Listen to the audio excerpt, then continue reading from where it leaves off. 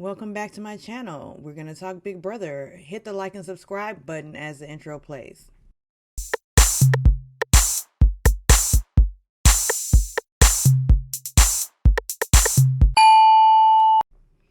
All right, we're going to talk mainly about last night's episode, the POV episode. It was hilarious. That's all I can say. It was stellar editing is all I can say, because I was laughing. I was wiggling my toes laughing.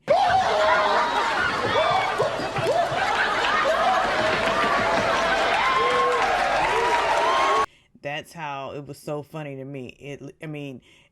Angela's antics may bother some, but it's nerve-wracking. She's like a train wreck. You don't want to watch her, but you have to watch her. She's so annoying that you just can't take your eyes off of her. And you know what? Andy Cohen says there are people that you love to watch, that you love to hate, but love to watch, and people that you love to hate and just hate watching.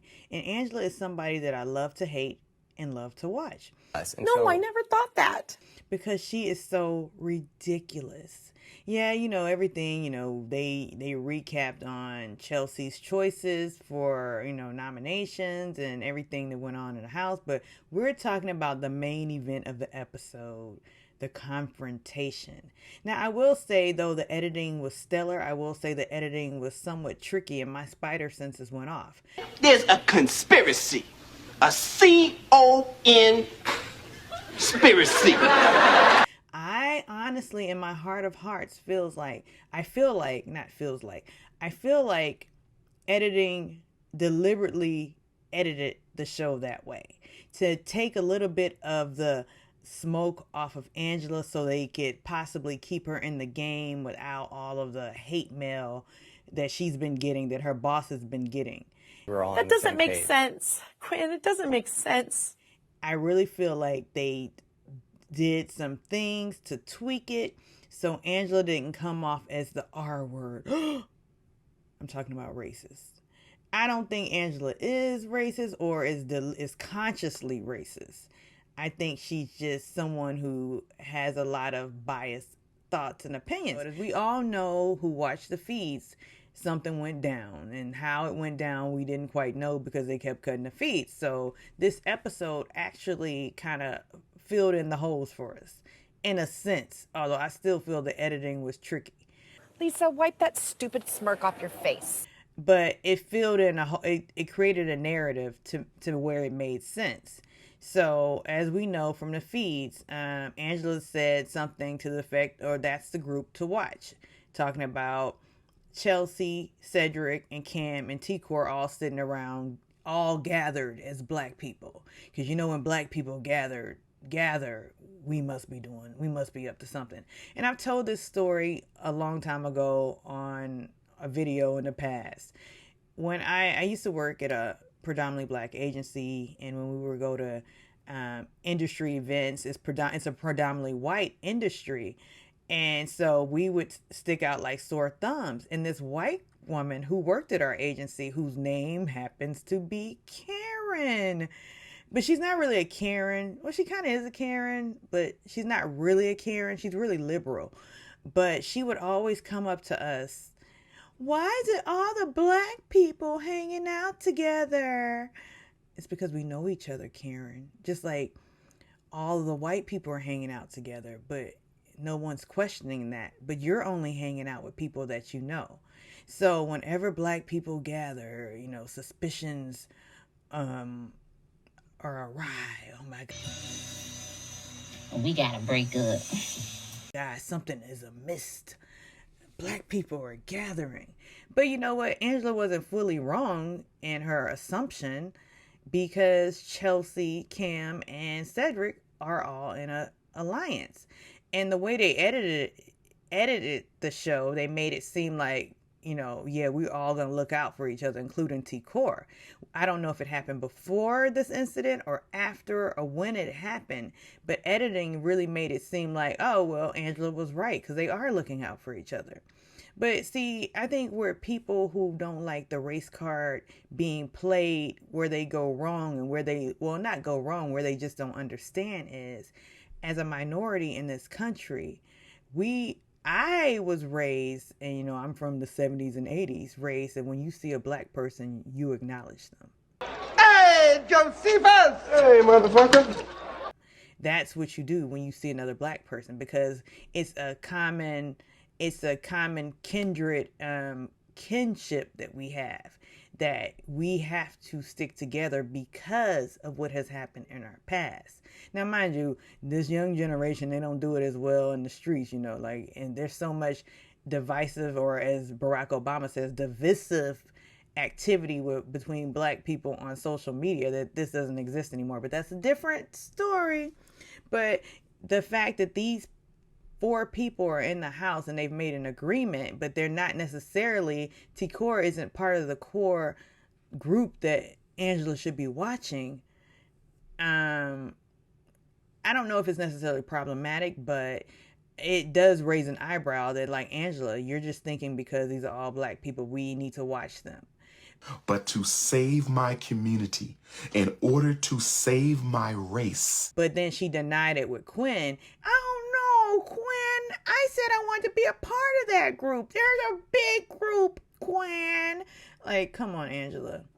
When T-Core confronted her, she totally just, oh no, T-Core, I'm not like that. I love you, T-Core, I love you. And then, Chelsie confronted her like, look, we don't want a target on our back, so you need to back off. And, Angela backed down. It's funny, Angela did not pipe up with Chelsie. Like, she pipes up with the people that she knows she can pipe up with.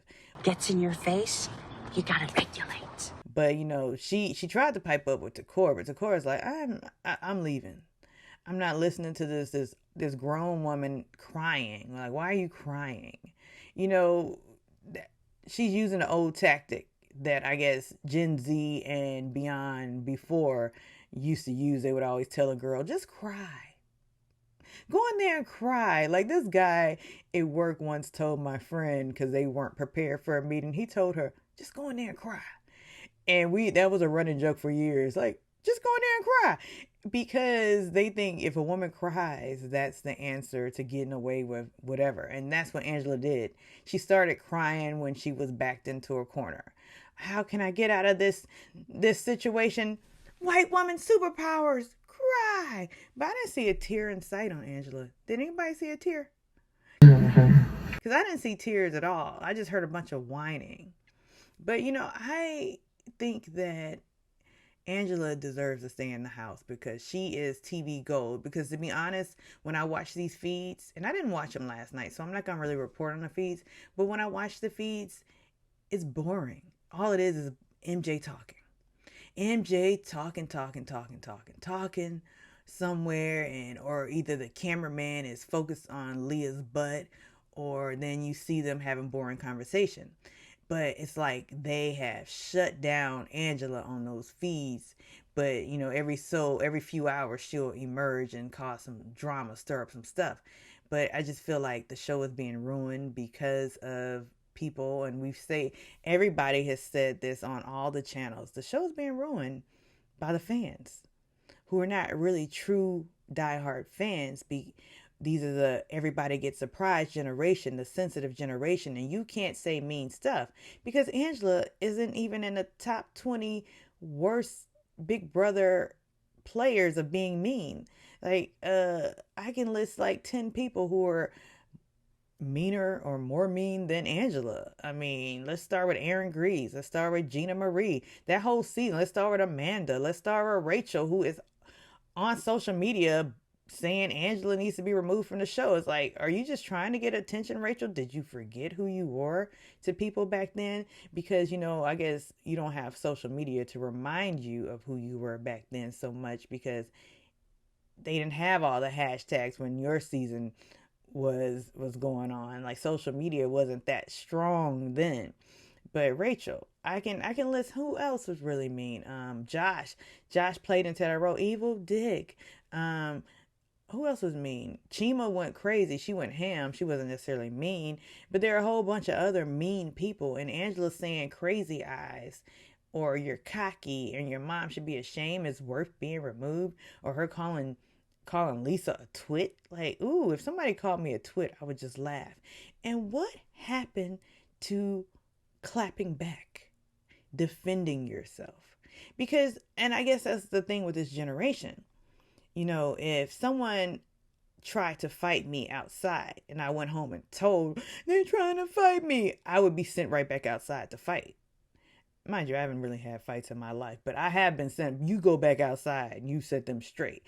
You don't let people take advantage of you or let them know that they have the upper hand. But this generation has been, you know, their parents come and defend them. Comfortable with yourself. You know why?